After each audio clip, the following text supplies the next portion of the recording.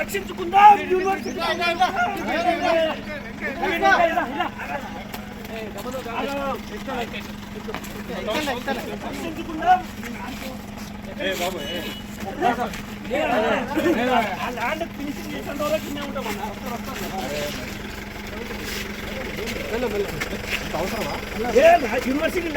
University university దందాలు చేసుకుంటున్నాడు డబ్బులు తీసుకొని చేసులేదన్నా. రక్షించుకుందాం యూనివర్సిటీ భూములను వెంటనే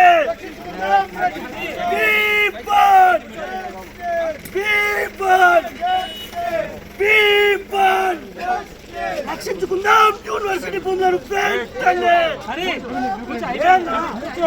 డబ్బులు తీసుకొని తీసి వేరే వాళ్ళకి అన్ని ఈరోజు బయటి వ్యక్తులకి వాడుకోమని ఇచ్చినటువంటి యూనివర్సిటీ అధికారుల తీరుకి వ్యతిరేకంగా ఇక్కడ నిరసన తెలిసినటువంటి ఏబీవీపీ కార్యకర్తల్ని ఈరోజు వీసీని కల్పిస్తామని చెప్పేసి అరెస్ట్ చేయడం తీసుకుపోతున్నారు. ఇట్లా అరెస్ట్ చేసి తీసుకుపోతారు. వీసీ దగ్గరికి మాట్లాడడానికి ఇప్పటికే యూనివర్సిటీ భూములు అనేకమైనటువంటి ఎకరాలు కబ్జా గురై కోర్టు కేసుల చుట్టూ కోర్టు మెట్ల చుట్టూ తిరుగుతుంటే యూనివర్సిటీ అధికారులు కొత్త తొలగింపు పెట్టడము ఎంతవరకు సమంజసం అడుగుతా ఉన్నాం. అంటే యూనివర్సిటీ వచ్చేటువంటి విద్యార్థులు చదువుకోవాలా లేకపోతే భూముల కోసం కొట్లాడాలా? యూనివర్సిటీ యొక్క భూములని కాపాడాల్సినటువంటి అధికారులే కట్టబెట్టడము ఎంతవరకు కట్ట మేము అడుగుతా ఉన్నాం.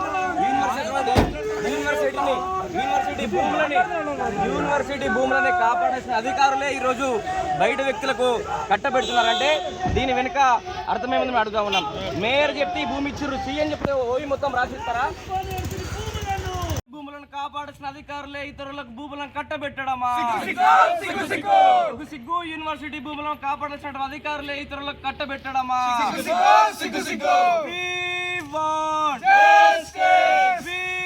లేదన్నా ఎవరు మాట్లాడరు. ఈ రోజు అన్న హెచ్యూ ల్యాండ్ 400 ఎకరాలు కబ్జాయి. రేవంత్ రెడ్డికి దీని మీద కన్నుంది.